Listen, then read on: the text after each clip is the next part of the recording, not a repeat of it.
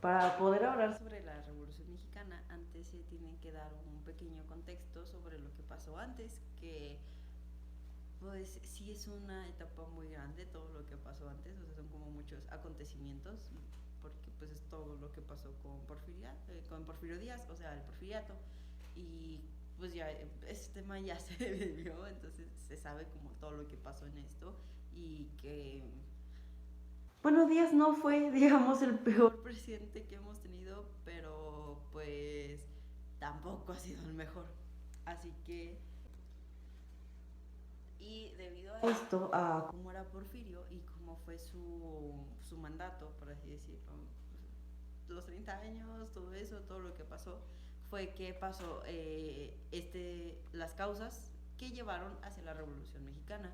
Entre estas causas, pues obviamente a grandes rasgos es el porfiriato, pero ya si lo escarbamos un poquito más, podemos tener causas políticas, como lo son elecciones fraudulentas, son la represión política. También tenemos mucho lo que se está dando incluso ahorita de matar periodistas. Al parecer nunca ha sido buena idea ser periodista, por eso no hay que ser periodistas. Y también tenemos otras causas como lo son las sociales y aquí pues todo se puede resumir como descontento social generalizado, pero ya si vamos como a cosas más específicas, son las eh, huelgas de Cananea y de Río Blanco. Estos también pueden ir en económico, pero casi siempre van en sociales. También podemos agregar pues la diferencia entre clases sociales, ¿no? Porque pues obviamente los ricos no iban a tener las mismas, bueno, siempre se ha notado mucho la diferencia y con Porfirio se notaba muchísimo más la diferencia porque Porfirio solo ayudaba a ciertas personas. Entonces, en México solo ciertas personas con dinero, con poder, contactos, con lo que sea, estaban bien y otro tipo de personas pues no. Entonces, descontento social. Y en económicas tenemos pues lo que se dijo antes de diferencia de clases, pues obviamente también entra lo económico, porque si hay diferencias de clases, pues es por lo económico. Aparte de todo lo demás, porque casi siempre es por lo económico. Y aparte que México tenía una dependencia a las inversiones extranjeras, que obviamente le había creado el porfiriato. Todo esto llevó a que el primero que se reveló, no fue el primero, ya estaban los hermanos Flores Magón y todas estas personas, pero por así decirlo, donde tenemos el parteaguas o donde decimos, aquí es donde empezó este cambio, esta revolución, literalmente, fue con Francisco y Madero. Francisco y Madero en sus inicios, justo por lo de elecciones fraudulentas, terminó en Texas, exiliado en Texas. Casi todos terminaron exiliados en Estados Unidos, lo cual es raro, pero todos estaban ahí con los amazones. Entonces, Francisco y Madero, estando en Texas, en 1910 proclama el Plan de San Luis. El Plan de San Luis, cuando lo publicó, pues eran varios conceptos, varios artículos, por así decirlo. De los más importantes es el tercero, porque también luego es importante para otros casos, pero era en el que decía que se les iban a regresar las tierras, porque era algo que a mucha gente le afectaba, que pues obviamente le afectaba tanto económicamente como socialmente porque se les quitaban sus tierras. Entonces, en el artículo número 3 Francisco y Madero decía que se iba a regresar a estas tierras. Y aparte, pues obviamente lo más importante era que se iban a rebelar en contra de Díaz. Entonces, ya, lo publica en 1910 y voy. Cuando se publica este plan, lo que va a hacer es que varias personas se vayan sumando a la lucha. Entre ellas destaca Zapata y también Francisco Villa, o Pancho Villa, como se le conozca. Eh, Zapata estaba muy interesado, como ya se dijo, en el artículo 3.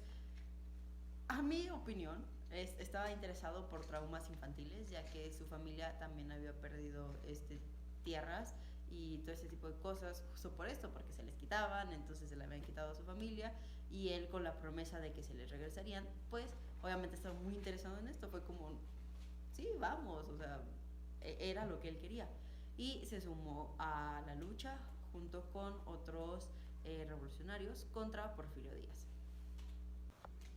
Irónicamente, para el principal motivo de todo, por lo que empezó toda esta lucha, que era derrocar a Díaz, no tardaron mucho, por así decirlo, ya que para 1911, con el Tratado de Ciudad Juárez, después de muchas cosas, obviamente, pues Díaz se fue a España, se exilió, regresó, entonces, todo esto, hasta que en 1911 pues firmó este Tratado de Ciudad Juárez y ya, su renuncia. Entonces, si lo vemos así como el hecho de su objetivo principal de todo este inicio de lucha se cumplió en un año. No un año exacto, pero se cumplió en poco tiempo, teniendo en cuenta todo lo que había dado el porfiriato. Y aquí es donde empiezan los problemas. Y a mi parecer fue una gran confusión entre todos porque fue como cumplieron el primer objetivo, ¿no? Ya, derrocamos a Díaz. ¿Y ahora qué? Y en cuanto empezaron a pensar cómo vamos a gobernar, quién va a gobernar, qué va a pasar y todo esto, fue donde empezaron los problemas. Obviamente quien inició el cargo o quien se hizo cargo del país, quien fue presidente después de Díaz, pues fue Francisco I. Madero, que fue quien lo inició todo. Como que era muy obvio que iba a ser él. Francisco I. Madero también ya inicia. Lo que pasó con él, o lo que le causó el daño, fue que no pudo cumplir rápido todo lo que había prometido. Que en algún momento pudo haberlo cumplido, sí. Si le hubieran dado más tiempo, lo hubiera podido cumplir, muy probablemente, porque iba bien. Pero como todos estaban ya tan, a mi parecer, traumados con Díaz de que prometía mucho y al final lo hacía y decían, no, pues ahora Madero va a estar otros 30 años para cumplir todo lo que puso en el plan de San Luis, se empezaron a estresar, se empezaron a decir, no, es que no está avanzando o no está cumpliendo con lo que dijo o nos engañó o pues ya hay que derrocarlo prácticamente. Y aquí es donde sucede un golpe de Estado. Este golpe de Estado, junto con el Pacto de la Ciudadela, y aparte, el Pacto de la Ciudadela ya es como lo que llevó a la Decena Trágica. No se le conoce como golpe de Estado, se le conoce como Decena Trágica. Y en esta prácticamente muere tanto Francisco I. Madero como Pino Suárez. Para entender todo lo que pasó con la Decena Trágica, hay que dividirlo por partes, empezando por el Pacto de la Ciudadela, ya mencionado, que fue con Huerta y con un ministro de Estados Unidos. Estados Unidos siempre estuvo muy metido en todo esto. Y por dinero, obviamente. La Decena Trágica es justo esto. Días antes, el 19 de febrero, habían hecho que Madero renunciara, o sea, literal por papel, por escrito, había renunciado. Y días después, o sea, ni siquiera les dejaron pasar una semana, días después sucede este golpe de Estado, esta Decena Trágica, el 22 de febrero. Y ahí muere Madero y también muere Pino Suárez, que era, por así decirlo, el vicepresidente. Y se les aplica la ley fuga, que de hecho esto ya había sido utilizado desde el porfiriato, o sea, ya llevaba mucho tiempo y se les daba la oportunidad como de, ay, sí, corran y si pueden, van a ser libres. Ninguno, era muy poco, la probabilidad era de 1% de que sobreviviera una persona con esto, porque pues obviamente no les iban a dar la oportunidad de vivir siendo ellos. El periodo presidencial de Huerta. Zapata como ya se dijo, él estaba duro y dale que se tenía que cumplir el tercer artículo del tercer mandato del plan de San Luis. Y no se le hacía.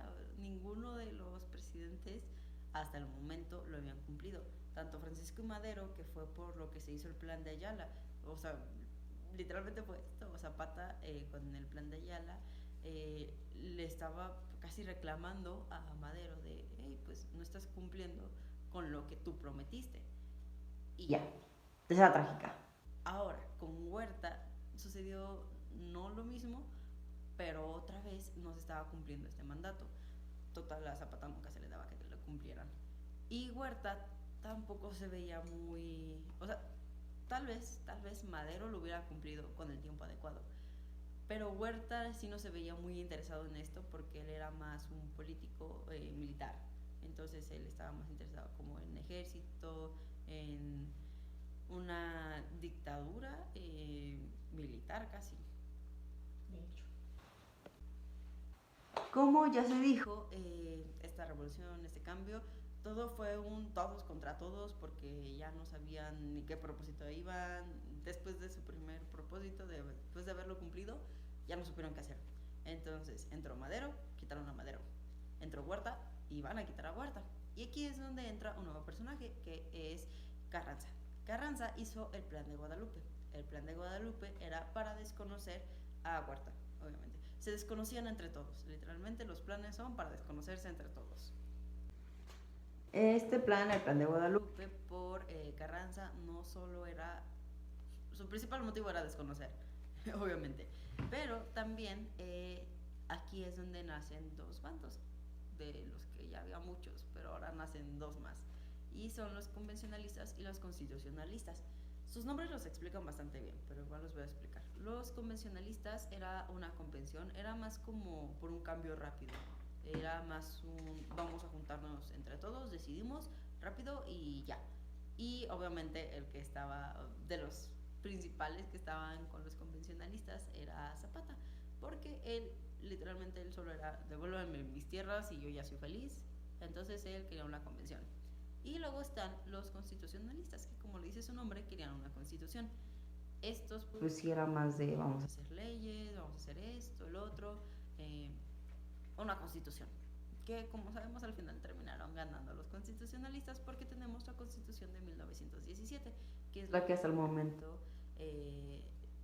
muchos de los artículos se siguen usando, como lo son el artículo 3, el 27 y el 123. Entonces, también, obviamente, en los constitucionalistas estaba, pues, Carranza, porque él fue el que hizo el Plan de Guadalupe, entre muchos otros de los revolucionarios ya mencionados. A partir de este mandato suceden dos grandes acontecimientos, como lo son la intervención de Estados Unidos hacia Veracruz, que fue en 1914. Siempre es hacia Veracruz, literalmente cualquier intervención que sea extranjera va a ser por Veracruz. Y casi siempre es así.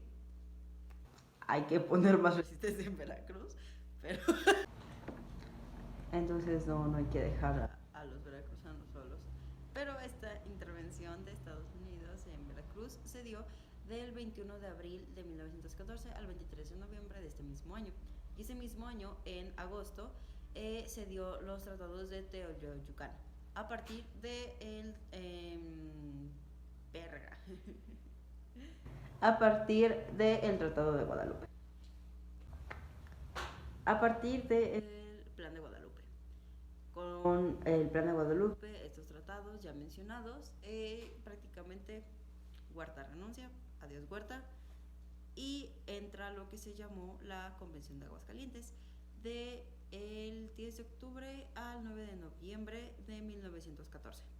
Esta convención fue prácticamente para ver quién se quedaba ahora como presidente, y terminó como presidente interino Eulalio Gutiérrez. Eulalio Gutiérrez prácticamente yo no lo veo, no se ve como un presidente obviamente porque fue un presidente interino, entonces digamos más como un puente de un presidente hacia otro, y aquí es donde entra otro de nuestros nuevos personajes. Como ya se mencionó, Eulalio Gutiérrez literalmente fue el puente del presidente que estaba al siguiente presidente, que fue Carranza. Carranza entró al poder y él mismo se nombró como el máximo... Verga, ¿cómo se nombró? Y él se terminó nombrando a sí mismo como el ególatra que era el máximo revolucionario. Muy ególatras todos este tipo de gente, ¿no? Pero bueno, lo que pasó a continuación es otro plan para desconocerlo. ¡Wow! ¡Qué sorpresa! Pero bueno, ahora el plan para desconocer al presidente vino de parte de Calles y se llamó el Plan de Agua Prieta. Prieta en 1920. Este era para que prácticamente Calles desconocía a Carranza y que se fuera. Prácticamente casi todos los planes son desconocerlo, que se vaya, y siempre pasaba. Entonces, por eso hay tantos planes en la revolución. Pero bueno, el plan de Agua Prieta. Y con esto, pues prácticamente podemos dar por terminado el mandato de Carranza. Nuestra siguiente víctima, digo presidente, es Álvaro Obregón. Álvaro Obregón va desde el 20, que pues obviamente fue desde el 20 por el plan del Agua Prieta. Entonces es desde el 20 hasta el 24.